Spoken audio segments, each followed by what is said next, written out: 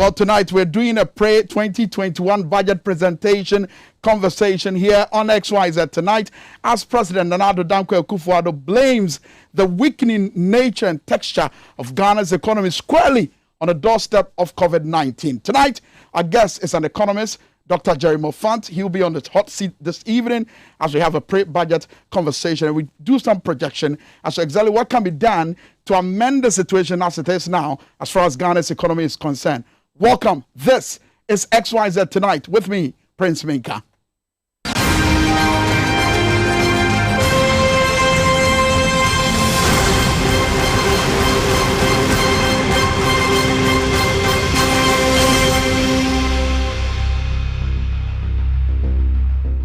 And as always, this show is live and interactive. Make sure to join us on Ways or TV, live on YouTube and, of course, on Facebook. Get interactive with us on our WhatsApp lines as well. Numbers will be displayed on your screen shortly. We're going to be doing a presentation for you shortly with regards to the trajectory of events as far as Ghana's current state of the economy is concerned. But we put up a news report together, which, of course, highlights on some of the key events leading up to what many critics described as a failing nature of Ghana's economy. Watch this. Ghana's economy, according to President Akufo-Addo, is said to be facing a major setback as a result of the hard-hitting impact of COVID-19. According to the COVID-19 Business Tracker Survey conducted by the Ghana Statistical Service in collaboration with the United Nations Development Program, UNDP, and the World Bank, the COVID-19 pandemic has led to job losses, with many Ghanaian businesses and firms being forced to cut costs by reducing staff hours, cutting wages, and in some cases, laying off workers. This survey, again, showed that about 770,000 workers had their wages reduced, and about 42,000 employees were laid off during the 3-week partial lockdown. Ghana's debt to GDP ratio is reported to have hit 76.67% as at the end of 2020. As of December 2019, the total gross public debt outstanding stood at 217,990.7 billion cedis.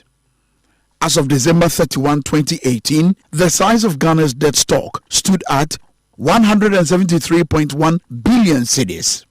Ghana, which sits on the Atlantic Ocean and borders Togo, Cote d'Ivoire, and Burkina Faso, is with over 30 million population and has for the past decade taken two major strides under a multi-party system. The services sector is reported to have contributed most to the country's economic growth in 2019 alone, followed by the industry, which was at 2.4 percentage points, and agriculture at 1.3 percentage points.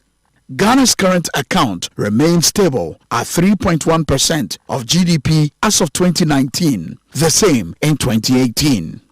Critics, however, maintain the impact of the financial sector cleanup and the resultant effect of job losses remains a major blow on the country's economic management, far bigger than COVID-19. The finance minister, Ken Ofori-Atta, has, however, maintained that government spent 21 billion cedis in the financial sector cleanup. As a poor country as us, we have so far, by the end of 2019, we would have spent 20.46 billion. 20.46 billion would have spent by this country by 2019 just to collapse the banks. And we were in search of how much capital. Dr. Mahmoud Bawumia tells us that the capital that we gleaned out of this was about 4 billion. I have a table that will show you that out of that money, only 2 billion was what we realized from fresh injection. The other was sitting on the books of the banks who just transferred to their capital. With a 5 times fuel prices adjustment, erratic power supply, job losses, and low purchasing power, Ghanaians are looking forward to a budget statement that will trigger hope. But would they find it? Prince Minka reporting for TVXYZ. And that's the question, whether hope will be triggered by way of the budget presentation, which is expected to happen just this Friday. Presentation will be done for the first time, maybe in Ghana's history, by the Minister for Parliamentary Affairs, Osei Mensah Bonsu. That actually that development still remains in contention. But what remains also in contention has got to do with the current state of the economy. As indicated in that news report, we told you that for 5 times now, there's been a marginal increase in fuel prices. Now, coupled with erratic power supply and, of course, many instances of job losses, that's going to come to play in our conversation with Dr. Jerry Mofan. But let's give you a fair picture of the trajectory of events with regards to the country's economy as it stands now. Now, we would want to focus on our national debt. As of 2018, the national debt of Ghana, as you can see on the screen, amounted to approximately 59.13% of the GDP.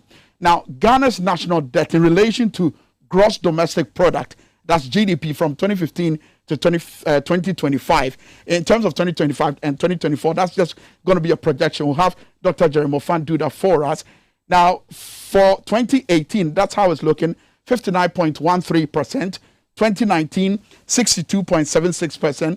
2020, that's just last year, 76.67%. And then in 2021, that's the year in which we are in now, 74.65%. Let's move to the next slide and quickly give you an idea of what government is expected to be doing, or what government is doing currently. Now, we know for a fact that government is already in a process to raise $5 billion to support its 2021 budget, which will be presented on Friday. The Ministry of Finance has been engaging some financial houses, including the Bank of America, Citibank, Rand Merchant Bank, Standard Chartered Bank, and of course Standard Bank, as lead managers for as far as this particular development is concerned. Now, we are told that the instrument is going to consist of Euro bonds, diaspora bonds, sustainable bonds, and syndicated or bridge loans. And rating agencies such as Fitch have already hinted that the over $1.8 billion indebtedness to independent power producers is a key risk to Ghana's post-pandemic debt trajectory. And Fitch, which recently affirmed Ghana's sovereign rating at B stable, says that public debt will plateau at about 75% of GDP from 2024. That is if the expected gradual recovery, both in economic performance and fiscal revenue, is sustained. Can that happen? That remains a major question tonight. Stay with us. When we come back, we're speaking to Dr. Jerry Mofan. He's our guest. He's an economist. Want to know whether or not hope will be inspired as a budget is presented on Friday. And is it true that COVID-19 is to be blamed squarely for the current state, weakening state, of Ghana's economy? This is XYZ Tonight. We'll be back shortly.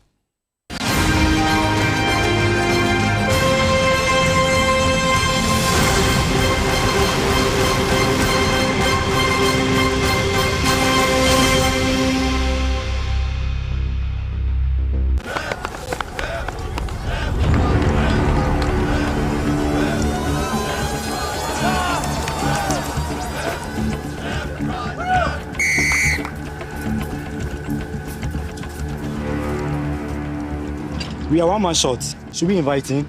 Yeah. It be old cargo. Can I join you guys? Yeah. Always drink fresh, natural, eggs, mineral, water.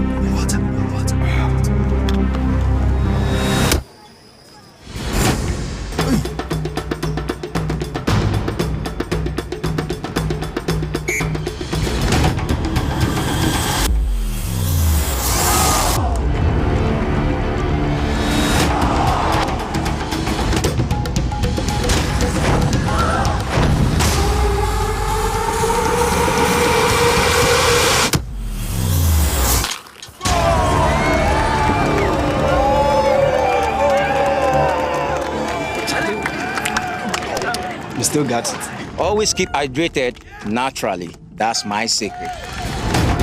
Manufactured with the primary aim of preserving nature's finest minerals necessary for a healthy mind and body. X Natural Mineral Water. Simply natural.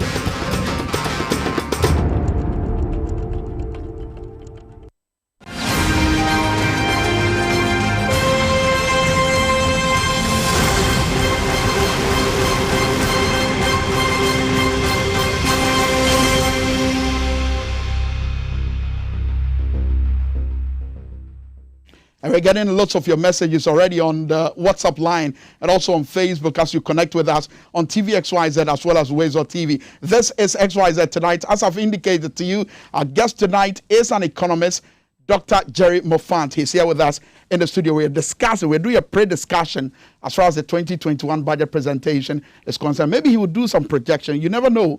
Maybe some of the issues he would raise here, obviously, would come up as far as the presentation is concerned. And that's not to say that you have a clue of what's going to go on, or perhaps you've gleaned on what the Minister for Parliamentary Affairs may be holding in hands as far as the budget presentation is concerned. But good evening. Welcome to the program. How are you doing? I'm doing great. I'm doing wonderful well. Good. Good to see you. Good to see you too. Yes. Is the economy looking good? I mean, when I ask this question, I'm looking at you giving us an overview of Ghana's economy. Are we looking good? Are we that bad?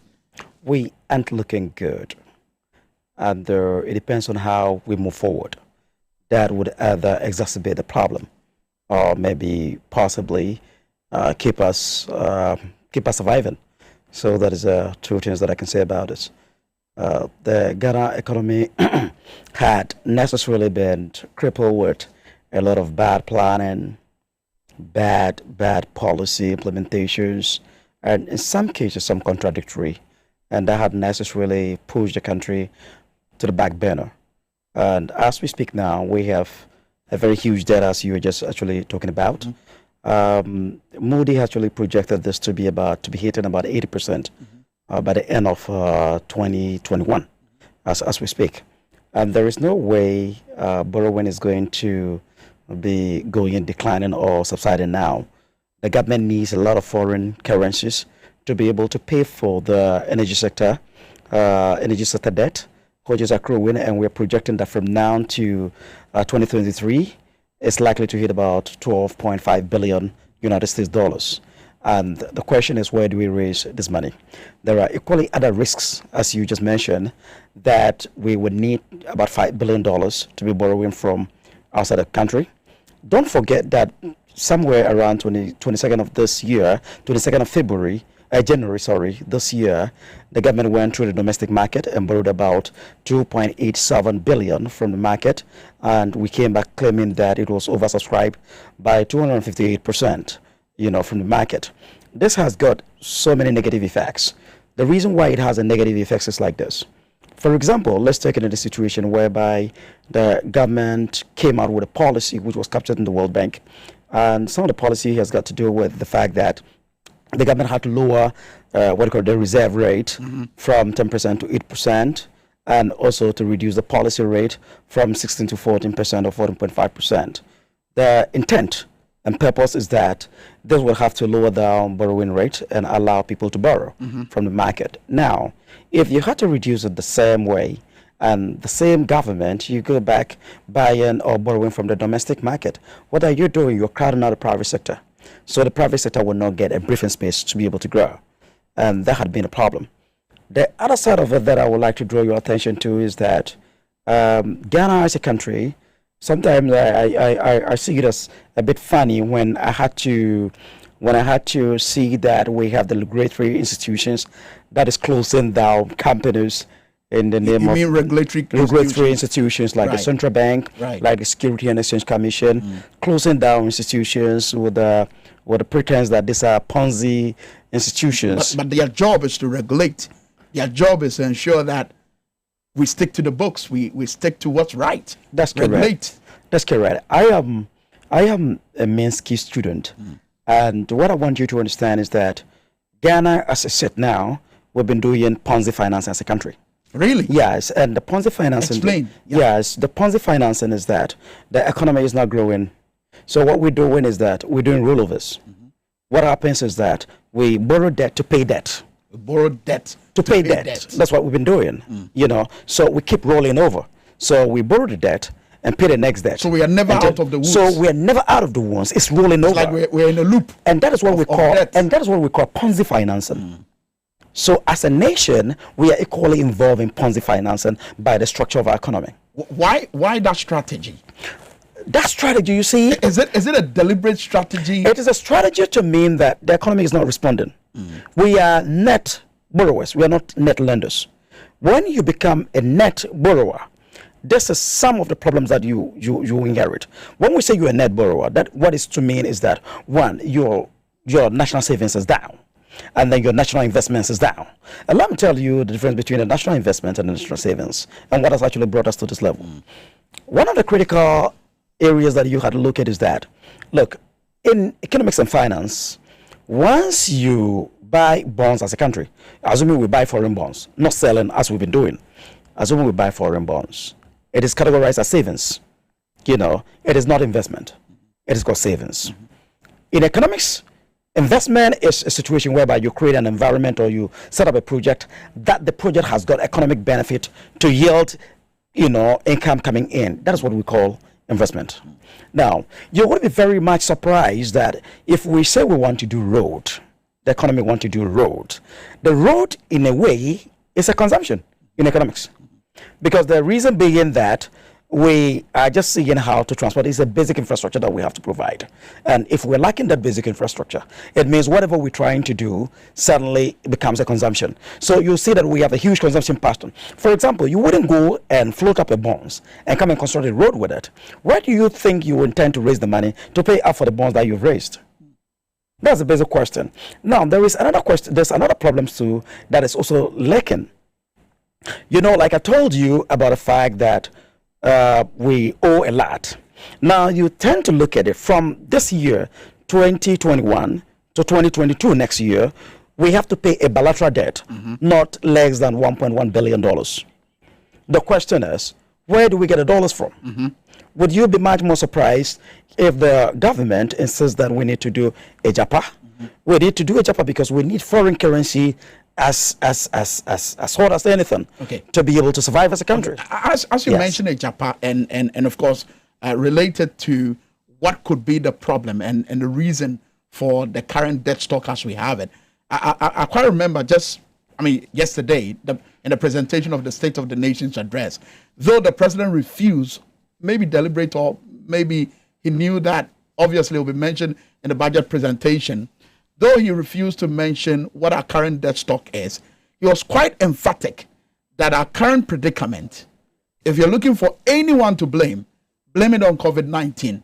Is that the case? That is absolutely not true. It is not true because you can't blame it on COVID-19. One thing that we have to look at is that we have to look at our economic structure. The very sad situation as far as our country is concerned is if you know how to restructure the loans that you might have taken, you would assume that that is economic management. That is not economic management. The fact that you're restructuring it does not give you a way that you wouldn't face financial crisis. Now, let me quickly draw your attention to the fact that from the presentation by the head of state or the president yesterday, it turned out to be that that he was saying the budget deficit was about 11.4%. I could say that most of the information that he picked were, excuse me to say, it's an expired information. It's expired because as at the end of December, reported by the World Bank, December 2020. December 2020. Yeah. The fiscal deficit is rather it's rather 14.5. And not necessarily the 11.4 that he mentioned. So he had it wrong. Now the other side of it is that, which is very critical, that you have to look at for. If the president said that we want to revive the economy, and the best way he thought the economy would have to be revived is to go into commercial farming. You heard that yesterday. To go into commercial farming, to look at manufacturing, to look at digitization, to also try as much as possible to formalize the economy. Yeah. Let me tell you something.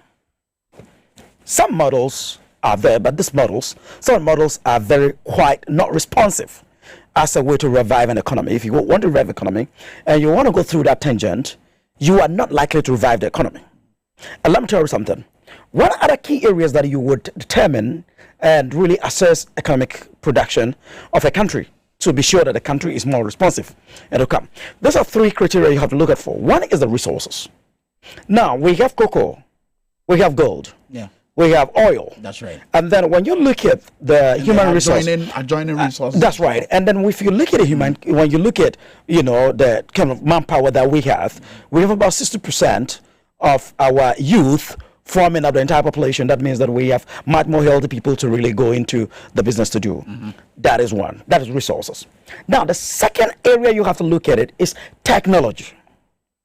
Now, if you have resources, do you have the technology to turn up those resources to a productive sort of venture? That's another thing we don't have. And when you say technology, be more specific. Let me be more specific. Yes. For example, if yesterday his presentation had been that Ghana is acquiring machines in down here that we're going to use our gold. We're going to transform our gold into jewels to refine them and turn them into jewels and so on and so forth. Adding value to it to export. That is one. Two, if it has actually taken care of, because we're going to look at this through the budget. If it has actually pointed out that, look, we're going to look at refinery, and we are acquiring a huge refinery capacity worth about this one to refine whatever we're producing, but the next one, then we get to know that indeed what he's saying, he means it. Then if he has to come back to say that, look, we want to move into a huge chocolate industry and we have formed up a link up and that's we're going to export it, then it brings a lot of relief to us. So one, if you don't have technology, and then we're talking about a human capital.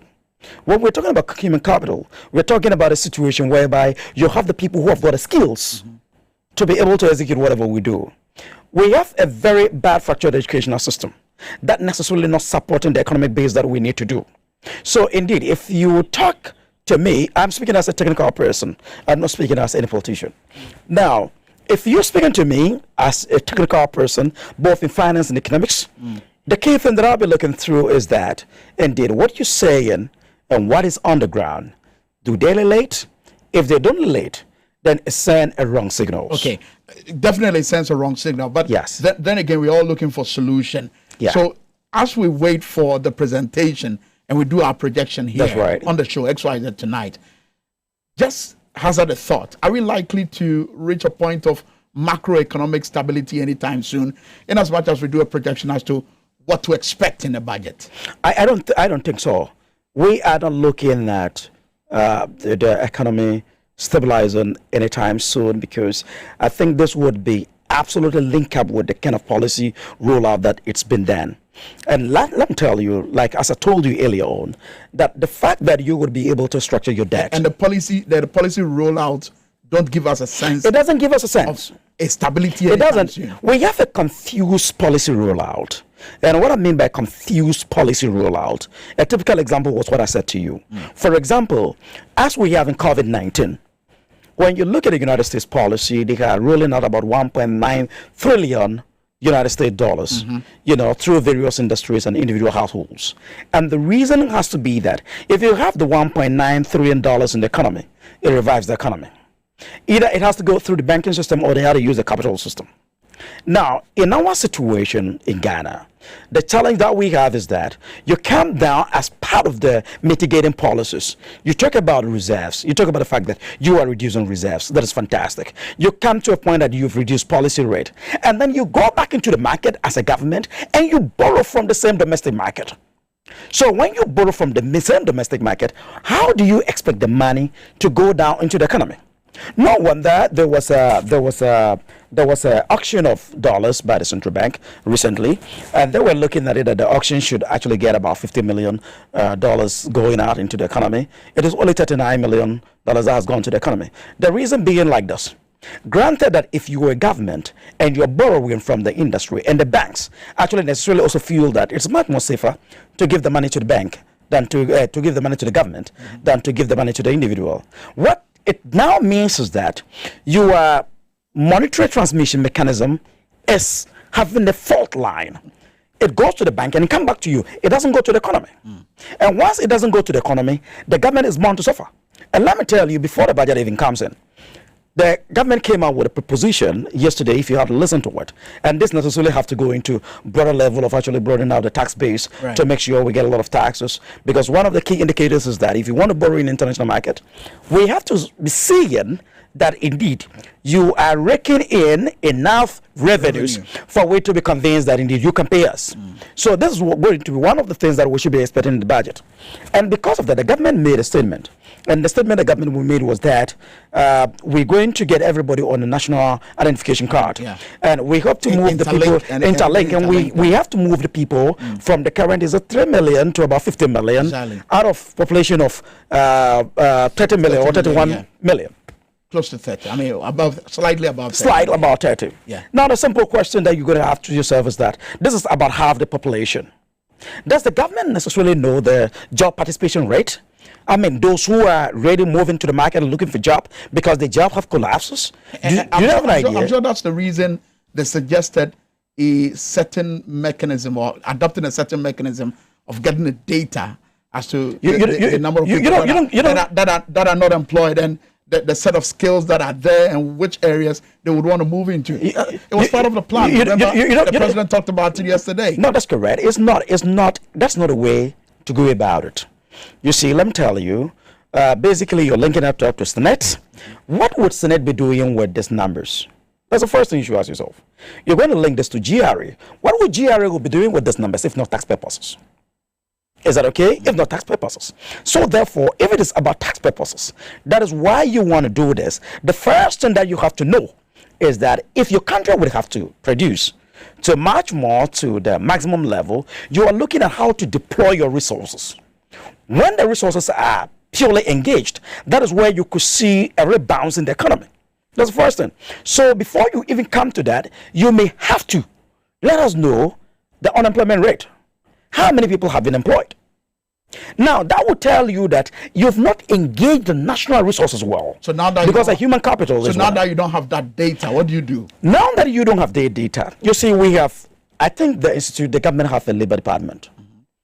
Is the labor department functioning?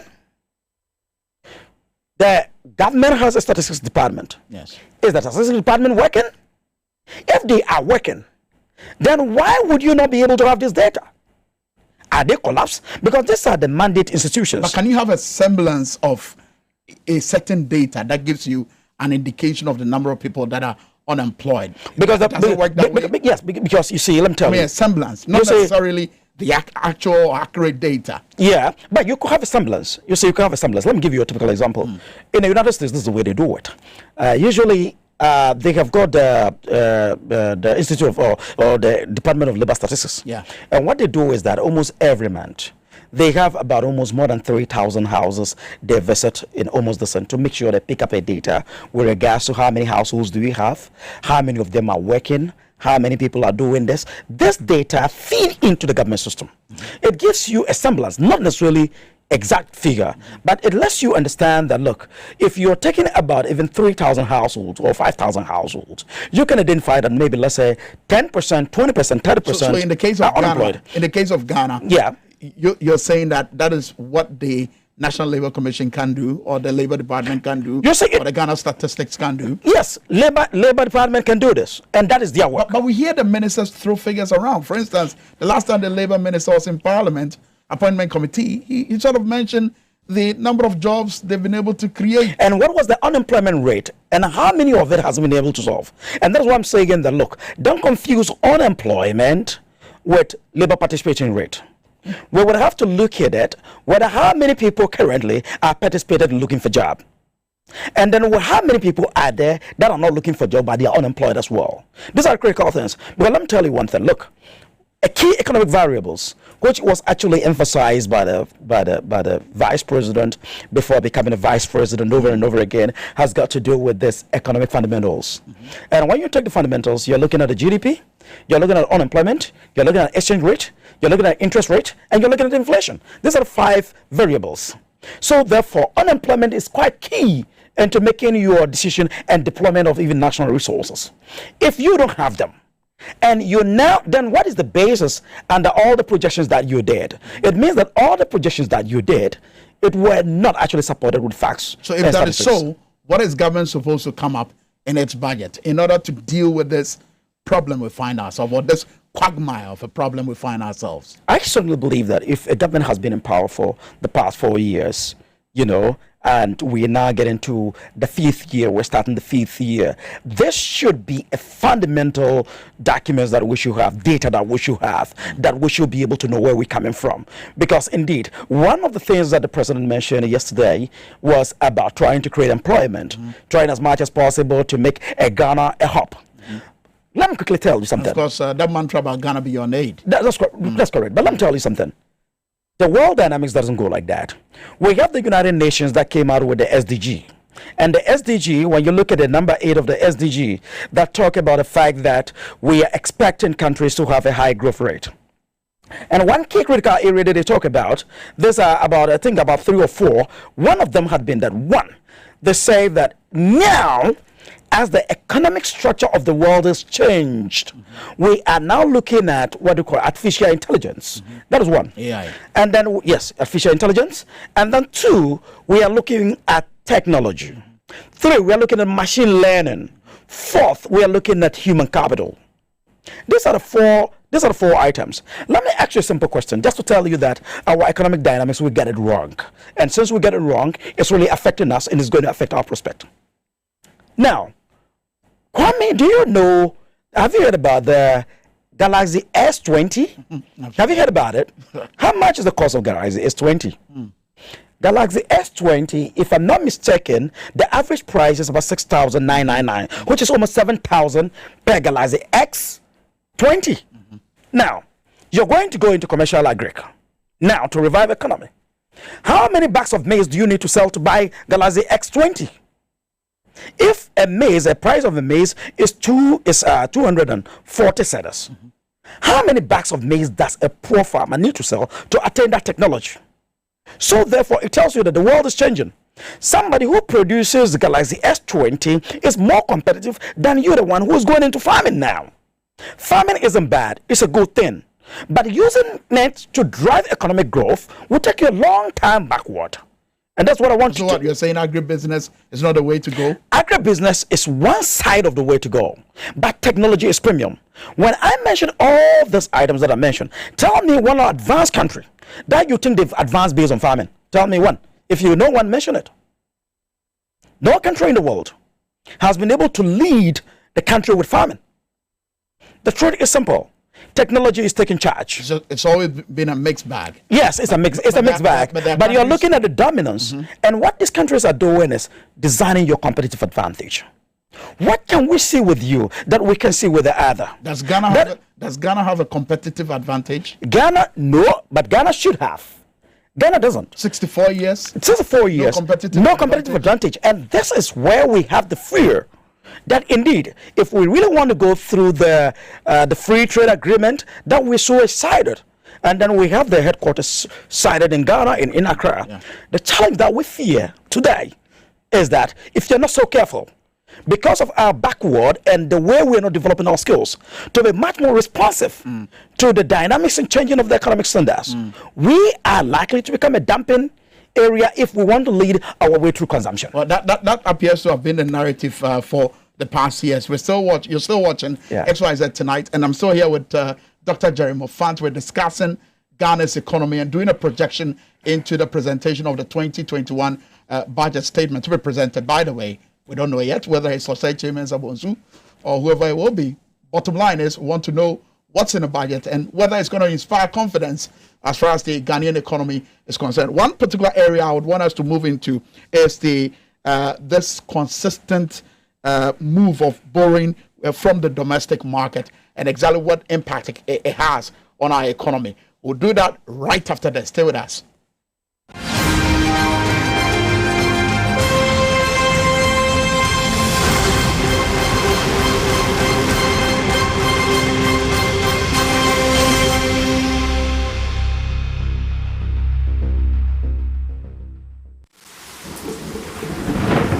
Peace of mind is very essential in your journey to success. For Akwesi Papa, peace of mind means having a proper covering over his family. Literally. For Araba, aka Injection Mama, it's about having the funds to complete her advanced nursing course. And as for Corporal Odami, it's as simple as reporting on time for his shifts. Sometimes all you need is a simple push. At Needs Microfinance, we have tailor-made loan packages for salaried workers under the Controller General's Department. With the low interest rate and quick wahala-free process, you are guaranteed of a timely solution to get back that peace of mind, literally in 30 minutes.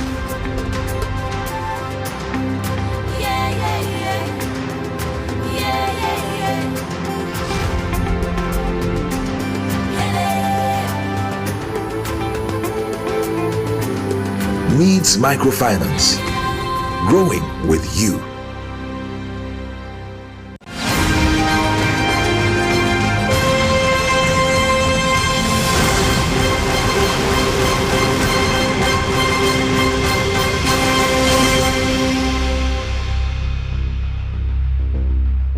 All right, thank you very much for staying with us. This is XYZ Tonight with me, Prince Minka. We're here with Dr. Jerry Mofan, discussing Ghana's economy and doing a projection into the presentation of the 2021 budget statement. Some of your messages have come through as you send in most of your message on the WhatsApp line. And of course, join us on Facebook, on TVXYZ, as well as Wazer TV. Remember, if you're watching us on YouTube, make sure to hit the subscribe button so that anytime we're on the air, you can get a notification, be a part of our various programming here on TVXYZ. Vincent in Japan sends in a message, and he says, Ghana's economic narrative has always been bad, especially with regards to our exchange rate. It's not looking good, but the president appeared yesterday to be painting a different picture. I was wondering whether it's the same Ghana that he was referring to. Abel Mauto Agbeyome says that I'm watching you guys and I'm enjoying Dr. Mofan, but my big question to him is that exactly what can we do about the ballooning the public debt stock that Ghana is facing currently? Haja Aisha too is watching us all the way in Ketu South and is also questioning whether or not, with the absence of the finance minister, Ghana would have a proper economic recovery plan. That question seemed to run through most of the messages that we are getting. Has it got to do with who is heading the economic management team, who is the face of the finance ministry? Is it really a big deal whether or not there's a finance minister and we're going to present a budget? Yeah, that's very important. Is it a big deal? Yeah, it's a big deal. Well, for the presentation of the budget, I wouldn't say that is a big deal. I would not necessarily say it's a big deal because the person is just coming to read. And he's coming to read the government financial policy. So that is not a big deal. But where the big deal is about executing it. That is where the big deal is. And necessarily sometimes the reason why when you have a finance minister is quite more important is that, he becomes the leader of the finance team and trying to solve and making sure things are necessarily done. So if we have nobody like that, then it leaves the gaps. You can understand that a lot of bonds has been floated out, and this has been done by the by the finance minister previously. That's right. And they had a previous dealings with him. It would be very good to continue if they have him to deal with him. But if he's not available, as to the next new person who would have to deal with this would have to look at the dynamics. Because some of the loans that necessarily the country might have contracted might have possibly been based on the personal influence of the finance minister and his personal relationship with certain agencies that necessarily might have brought in some of the funds in. A new person might have to find it difficult. But it doesn't look like he's going away. He's reported sick and flown to the United States of America. But then again, back to what the finance minister has been doing and what this government has been doing in terms of borrowing. The focus has always been on the domestic market. Really, what's the implication for Ghana's economy if this trajectory should continue? It is quite a bit more challenge. The reason why it's a challenge is that, you see, like earlier on told you, that when it comes to monetary transmission mechanism, the central bank uses the banks to be able to get money into the economy, to ease up the economy, and then the economy grows.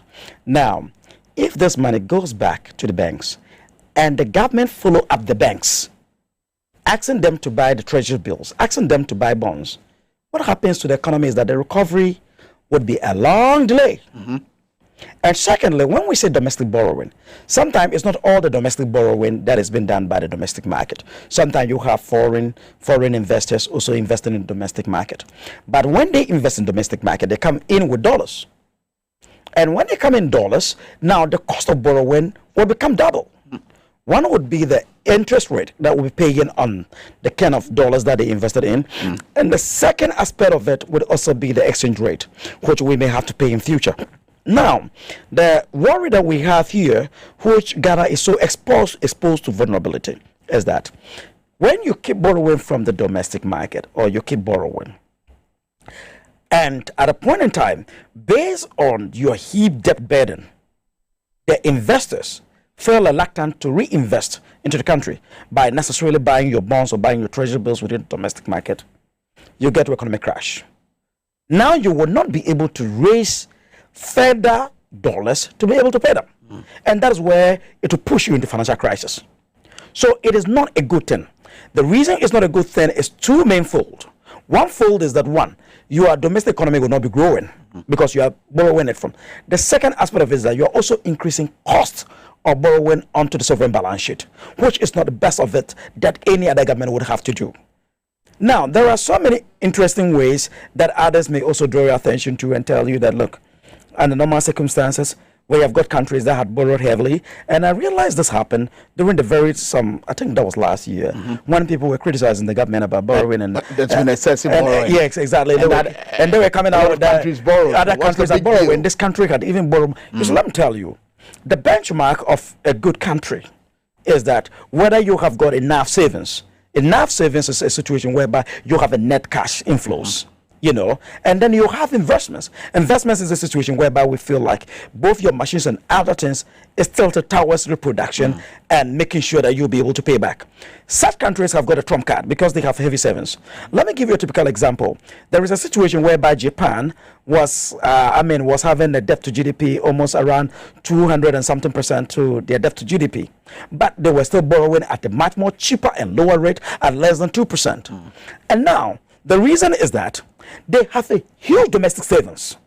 They have it. And because they have it, they can shoulder their part on that. But now, in Ghana, we don't have savings. We are a net borrower, not a net lender. And so it makes us vulnerable. So it makes us more vulnerable. So today, as we keep borrowing, and don't forget what I said, that Ghana is doing a Ponzi financing. A Ponzi financing. Okay. And Ponzi financing means that we are borrowing to pay loans. So we are in the loop. So therefore, what it does means is that the very time your new rollout would feel that your economic condition is not good for you to buy your bonds, Ghana will be crushed. That is the situation. Does it become more deadlier, especially the narrative? And I've read a couple of your articles in that's right. Business and Financial Times where you posit that look, Ghana's debt, 50% of it is in the hands of the international investors. That's right. What's the implication really for Ghana? Does the picture get more gloomier? It gets more gloomier in a situation. Yes, like that? It gets more gloomier. It gets more dangerous. It gave us sleepless night. The reason is simple. Granted that if we owe, Ghanaians, it is much more easy. When push comes to shove, you look at whether you'll be able to activate the central banks, the central bank's regulation to go overboard to lend to you like the way they did previously. We don't produce dollar in this country. Dollar is not our currency. So if we are borrowing and we are not getting net dollars, because we can get net dollars by selling out bonds or necessarily by our international trade that we do. As we speak now, we look as if that our heavily demand, we're suffering some demand shock. It has now moved from domestic to the foreign demand. Most of the things that we buy from foreign rather than generating from within. So therefore, if we are not trading like that and we're not getting dollars, and one point in time, they refuse 50% of them. We say they want their money and we want to sell out bonds and we're hoping we're going to get a foreigners to come and buy these bonds domestically. And they say, no, we relax. That is where we would be in trouble. So therefore, we suddenly are exposed and we're too vulnerable. All right, some more messages from our viewers. This one from Aite George watching us all the way in Taifa. He says, good evening. Watching you XYZ tonight. Great discussion you're having there with Dr. Mofant on Ghana's economy. But my biggest challenge is our exchange rate. As Doc, how do we get out of this mess? Because it's been like that, and what we keep hearing from the Vice President is that percentage-wise, we are not doing bad. But what should we be looking out for? I mean, that's the question you are asking. Okay, that's good. And Alfred is also sending a message from Accra New Town. He says, good evening to you, Prince, and your guests. Can you ask him why Ghana has experienced, for the fifth time in a running, fuel price increment, and what does it mean for the local economy? This one here says, why should we be blaming COVID-19 for the mess created by this current administration? That's a message from Frida. Agbesi is also sending this one from Kokomlemle, watching us on YouTube. He says, good evening to you. Please let Doc tell us whether this government has anything new to offer the good people of Ghana in terms of reviving our economy. So people are looking for inspiration. Would we be able to hear that on Friday based on people's key interests? For the fifth time in a running, we've had fuel price increment. There's exchange rate, which is also staring us in the face, and it appears to be affecting almost everything. There's also erratic power supply. Nobody's admitting there's doomsday, but the lights keeps going off. We need the lights to be able to power our machines in order to work. Yeah, that's correct. I think I would think the first guy, he was saying that, I think he said the Vice President kept on talking about percentages that the To be very honest with you, from my background with finance and economics, I will tell you point blank that we don't look at those percentages. We look at what we call purchasing power parity. The percentages are nominal rate. These are nominal rate. And what we mean by nominal rate is that they are not the real exchange rate. Now, Kwame, let me explain this to you and your viewers to understand. The purchasing power parity is a situation whereby if today I am earning 50,000 in Ghana as my salary, and somebody is also earning 50,000 in the United States, are we all earning the same figure? The figure is 50,000, 50,000. But are they all at the same parity? That's the question. And let me answer by saying that the Ghanaian currency, the cedi, has actually depreciated over 70% against major currencies. Really? And that's what we call the purchasing power parity. That is a real exchange rate. It is not the quotation at the Forex Bureau, and it's not a quotation from the, from the central bank and the banks. No. We are looking at it that if I'm holding 10 cedis today and somebody's holding 10 cedis euro, 10 euro, and I'm holding 10 cedis, these are two 10. So if it's two 10, how much of this 10 can buy this and how much of this 10 can buy it in terms of value? And that tells you the real actual depreciation. That's a real practical depreciation of the currency and not what is being quoted. That one is in the indicative figures. So therefore, our cedi has lost a greater value than you think. It is depreciated more heavily than you think. Now, somebody was also talking about the fuel increment. Yes, and that for the fifth time. And for the fifth time, the price of fuel has increased. It is quite true. The most important thing is that it still runs through to our currency. Indeed, if the dollar keep on rising high, and I went Ghana here with the refined crude, and that was the reason why I was saying that. You see, if the president had said that in a way to revive the economy, we would have looked at an investment items. For example, like how to refine our own crude, and the budget is telling us that maybe we have sent this much to bring in equipment, and we're going to start by next year to produce our own refine. It makes a lot of sense to all of us. But if not so, and you're telling me that you're going to go into large farming, you're going to go into digitization, you're going to put people on a one single card for them to be able to do